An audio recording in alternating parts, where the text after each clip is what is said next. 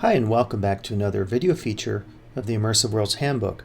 I'm at Expo 2015 Milan, specifically taking you through the interesting World Expo Museum, which I happened to stumble across when I was touring the Bio-Mediterranean cluster.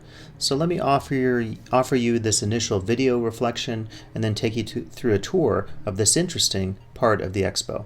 Yeah, and how more fitting a find here than the World Expo Museum.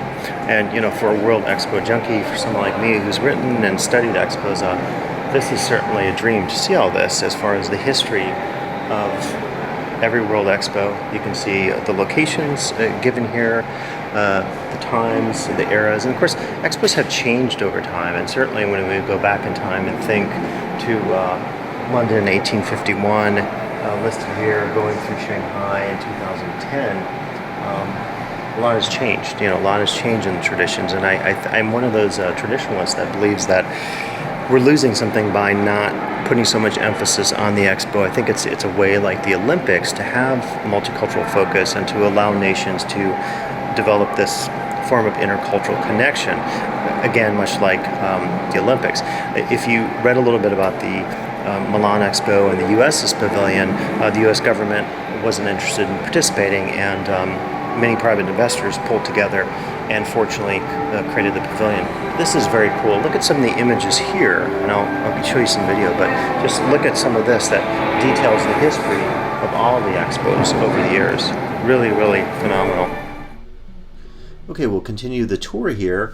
I'll show you some of the still images I took. This is just at the exit, which is trying to focus on the next expo, which will be held in Dubai in 2020.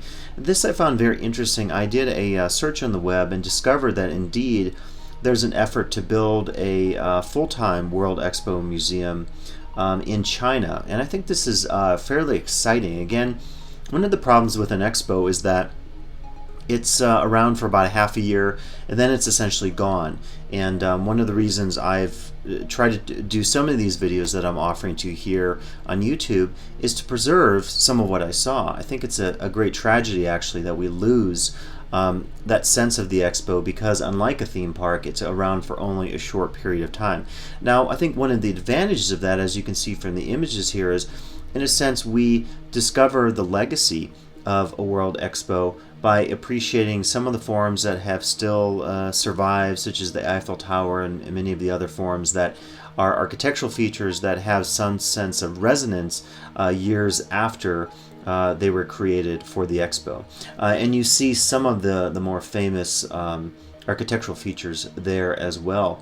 And certainly some of the buildings used at the Expo in Milan will be reused rather, and the Italy pavilion I was reading actually will be maintained. So there is a sense of permanence with the Expo, but like the Olympics, you always ask questions about what will the area be like after the games are over and you still have these large stadiums. Likewise with the Expo, the question becomes, how can you reuse some of the architecture, some of the buildings? And indeed I read quite a bit at the Expo that discussed how they were going to repurpose, for example, the Slow Food Pavilion and repurpose that in another place to preserve it. Now you can see the World Expo Museum was part of one of the clusters there from that exterior photo, and that I thought allowed visitors a bit of a break from the cultural pavilions and gave them an opportunity to take a look at the interesting tradition of the World Expo. A lot of people, I think, probably who visit a World's Fair are less familiar with what it's all about, and maybe they're unaware of some of the features that are quite remarkable in terms of the new technologies or new brands or new architectural forms. And I like the fact that they use this wall of video screens here. Now we're going back to some of my live video that I shot without voiceover, but we'll take a look at some of the sites here. And again, I think it's quite exciting to have this featured at an expo, because in a sense it's putting almost a meta context on top of the expo that gives the guests a sensibility about what it really means in the big picture. It's very easy to get lost in any of the cultural pavilions and to simply think about, okay, there is this culture here, this nation that's presented to me, disconnected from everything else in the world, and other than the theme, the food theme and issues of sustainability. The Expo Museum like this, I think, has that potential to say, let's put this in some historical context. I will say they didn't focus too much on the political issues. There weren't criticisms presented, say, of the Expo, and certainly the Exposition Forum is something that has been criticized by many social thinkers.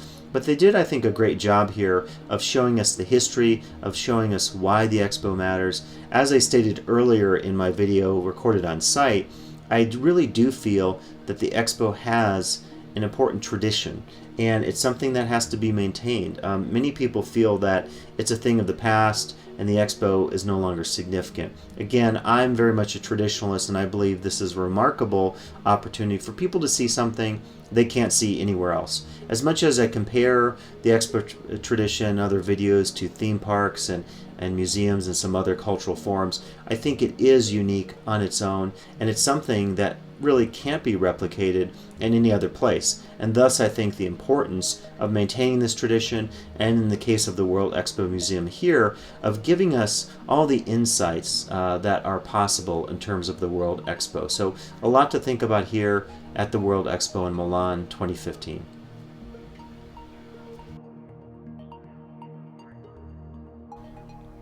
And I hope you enjoyed this video feature today here at World Expo 2015, taking a brief look at the fascinating World Expo Museum. Please come back for additional video features of the Immersive Worlds Handbook.